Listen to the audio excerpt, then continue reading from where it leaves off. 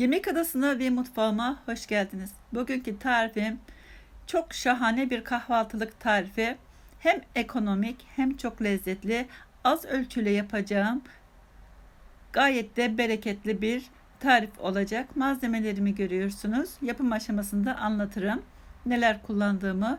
Öncelikle elimde 500 gram kadar çökelek var. Lor peyniri. Onu bir tepsiye alalım veya küçük bir leğenin içine alabilirsiniz daha güzel yoğurmak için.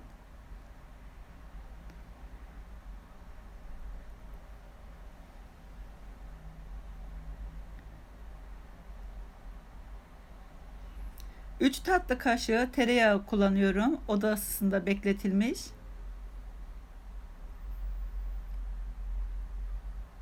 Şimdi çay kaşığı ölçüsünü kullanıyorum. Pul biber kullanıyorum şu anda.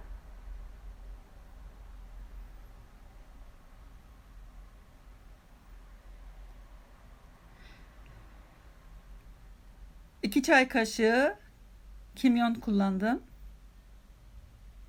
Karabiber kullanıyorum şimdi. Kekik kullandım.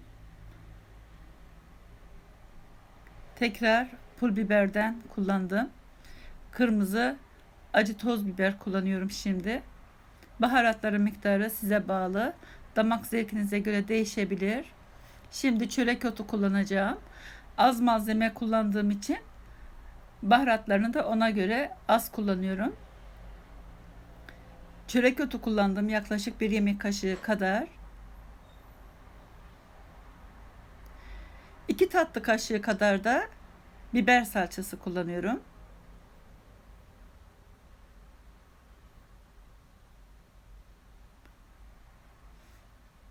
Çok az tuz kullandım. Çökelek tuzluydu çünkü lor peyniri tuzlusundan almıştım. Tuzunu, baharatını siz kendiniz damak zevkinize göre ayarlayabilirsiniz.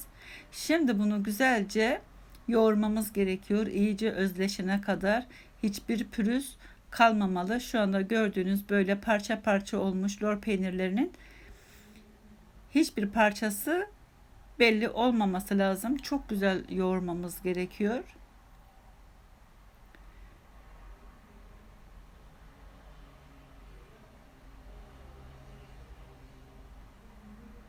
Dilerseniz içine 2 diş de sarımsak rendeleyebilirsiniz. Kokusu, tadı daha lezzetli olabilir.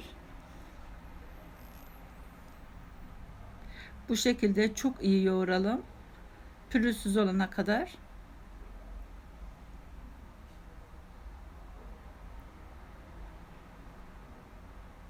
Görüyorsunuz yavaş yavaş kıvamını almaya başladı.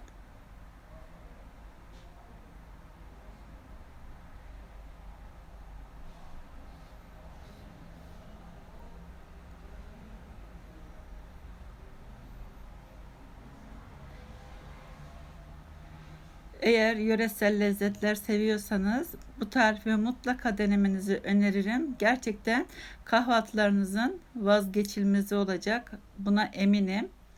Zaten çok az ölçülü yapıyorum. Siz de önce az ölçü yapabilirsiniz. Tadını beğenirseniz daha sonra fazla fazla yapabilirsiniz. Veyahut da her zaman da böyle taze taze yapabilirsiniz.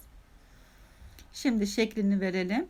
Şeklini bu şekilde veriyoruz. Çünkü bunlar güneşte kurutulması gerekiyor. Bu şekilde daha çabuk kurur. Çok iyi yoğurduğum için kesinlikle güneşte çatlamaz kuruma aşamasında. Şimdi bitirdim. Bir bölümünü de ayırdım. Bunları şimdi güneşe bırakacağım kuruması için ama önce altına bir kağıt havlu serelim ki daha çabuk kurur, nemini alır. Gündüz güneşte bekleteceğim. Geceleyin buzdolabına bırakacağım küflenmemesi için. Çünkü güneşte küflenmez ama geceleyin sıcakta küflenebilir. O yüzden küflenmesini istemiyorum. Gerçi küflenmişini daha çok tercih ediyorlar fakat ben küflenmiş istemiyorum. O yüzden geceleyin buzdolabında bekleteceğim. Zaten 2 günde de koruyacaktır.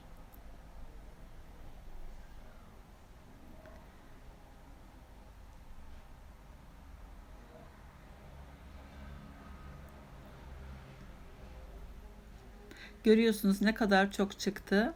Yarım kilo kullandım sadece lor peynirinden. Şimdi artık güneşte bekletebiliriz. Bir bölümünü ayırdım.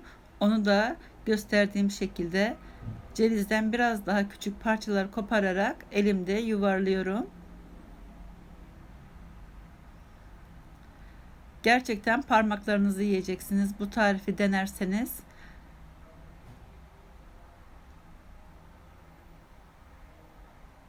Şimdi küçük bir kavanoza yaptıklarımı bırakıyorum.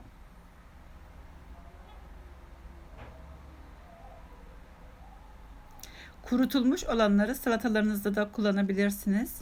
Çok güzel oluyor sürk salatası.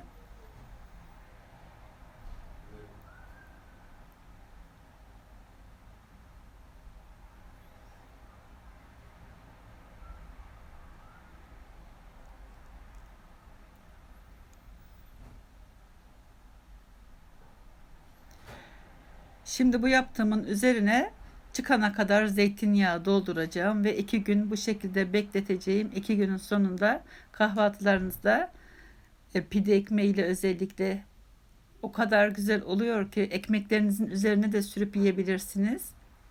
Şahane bir lezzet. Şimdi üzerine çıkana kadar zeytinyağı dolduralım.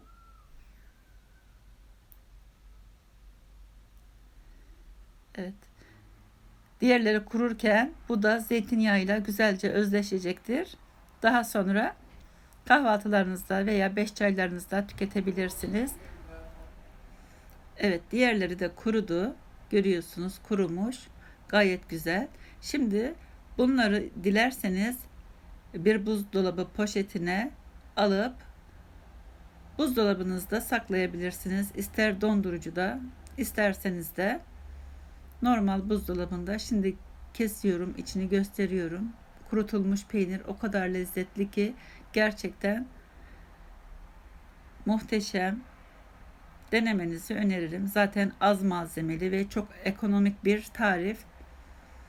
Şimdi havasını alacağım. Bunu buzluğa atacağım. Çünkü küflenmesini istemiyorum.